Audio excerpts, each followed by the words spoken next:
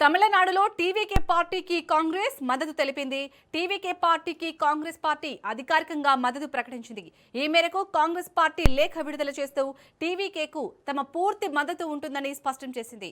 అయితే ఒక కీలక షరతును కూడా విధించింది. మతవాద శక్తులతో టీవీకే కలవడంత వరకు మాత్రమే ఈ మద్దతు కొనసాగుతుందని కాంగ్రెస్ వెల్లడించింది.